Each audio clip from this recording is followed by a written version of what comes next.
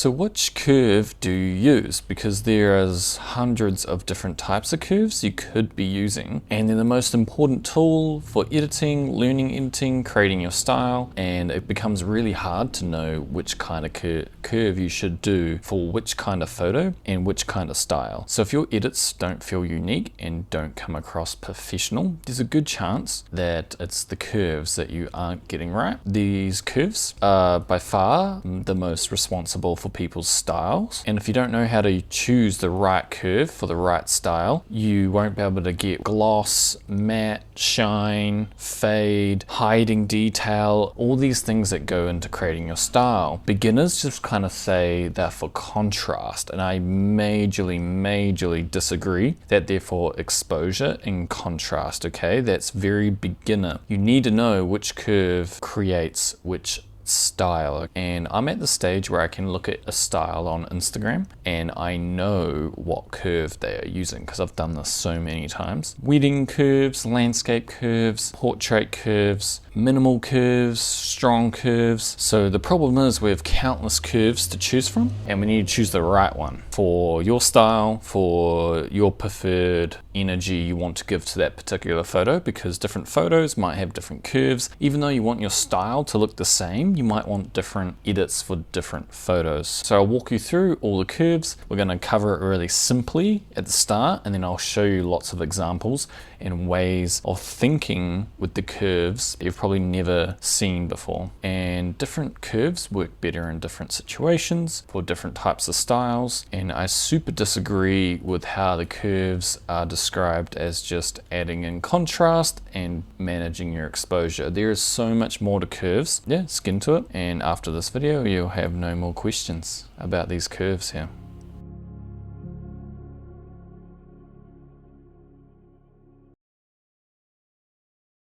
Let's break these curves down really simply, and a few tips and tricks that you maybe haven't seen. So we've got this pretty intimidating box here. Let's just turn our image black and white, because this panel here, the one you'll work in the most, it just affects contrast. Okay, it's got nothing to do with color at the moment. Okay, so we have the x-axis and the y-axis. Along the bottom here, I like to think of it as you got the brights on this side and the darks on this side. Okay, let's click on this tool here, go over our image, shadows. So in her here is where the shadows are, and then on her shirt is where the brighter pixels are. If we want, we can click, and it just made a dot on the curve there, and we could click on her shadows. We just got a dot placed there, and then we can find some midtones and click, and now we've got 3 points on the curves. You can now move these up and down. Now up and down, so this y-axis is exposure. Okay, so up is brightening, down is darkening. So going up we are brightening, going down we are darkening. So we can choose these points that we just clicked and made.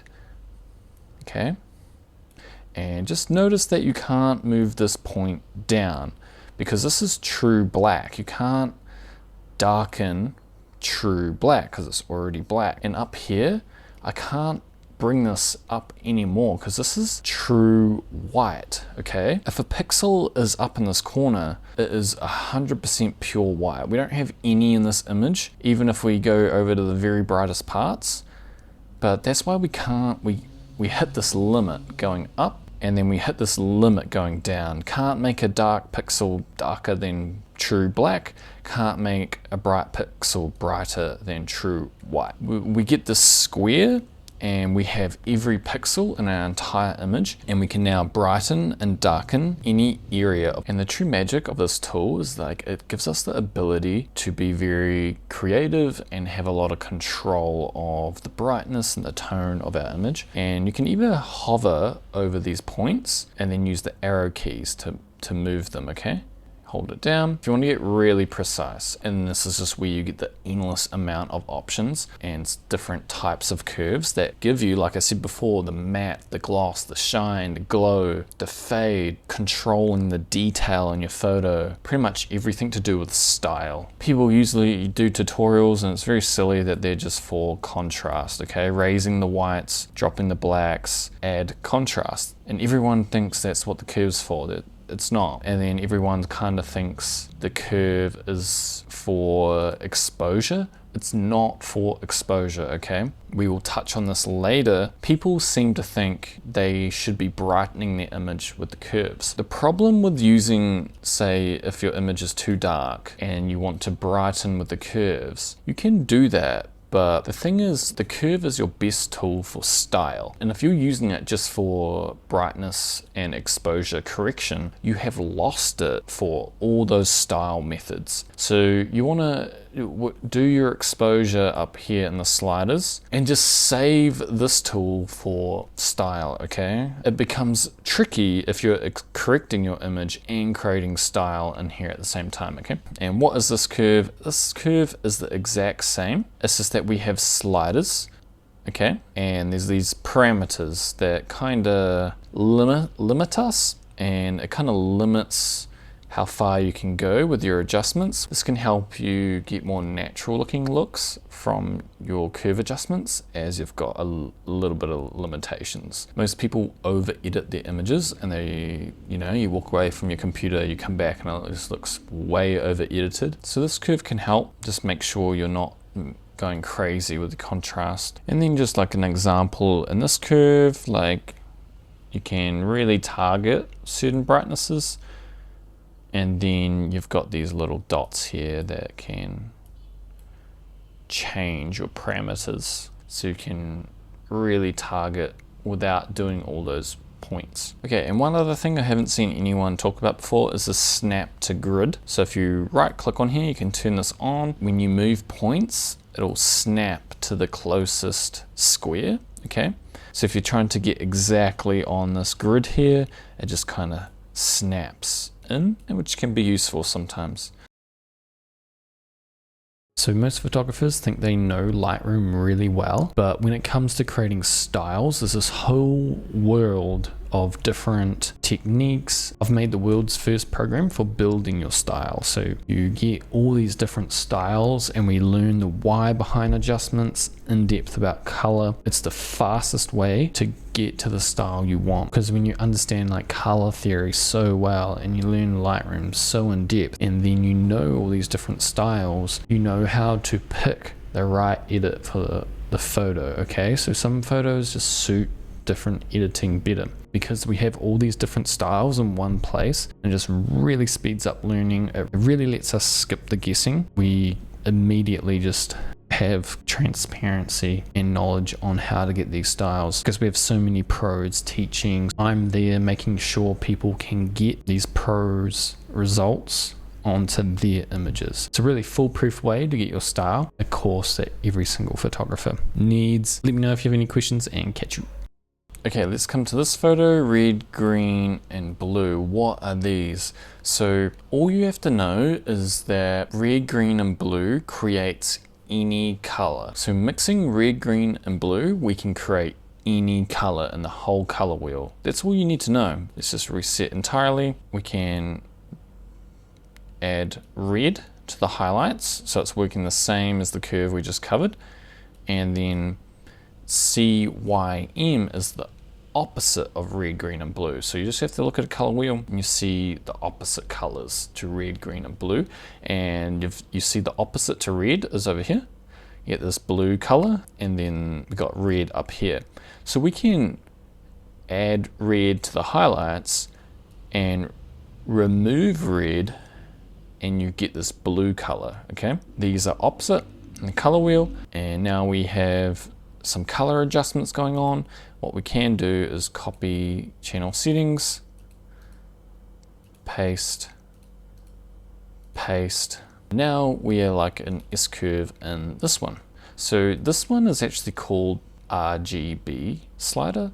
So you're just like, you can think of this one as you're moving all three of these color channels at once, because this is called the RGB, red, green and blue channel, and you're just moving all the colors at once. And since every color is made up of red, green and blue, you get no color shift because you're just moving all the colors the same amount. And we can reset this channel and you can see that this red, green and blue channel is affecting contrast, but it's way more color sensitive, okay? Way more color sensitive. So if we've got a few adjustments here in this one, so what's this slider here? Let's go over some examples. So if we slide this, in some images the saturation of the image will really change. You can see more saturated, less saturated, less saturated, more saturated. But in some, okay, less saturated, more saturated. Let's try this one, less saturated, more saturated. So what's this tool doing? It's taking out the effect of curves in terms of saturation. So when you add in contrast, see how the image looks a little flat? It's not just contrast though, it's also saturation. Adding in contrast increases the amount of saturation in your image, and you might not want that. So we take this down and bring it up. So by default, it's at 100, but we can take it down. Now we get a lot more color in the shadows for this particular image, and bring it up. There's less color because things get complicated enough how they are. We're trying to get your colors right in the panel here that sometimes the saturation change is just like, oh my god, and I have to account for brightness, color, all this color shifting and saturation. So you might not want the saturation increase that the curves do, or the saturation decrease.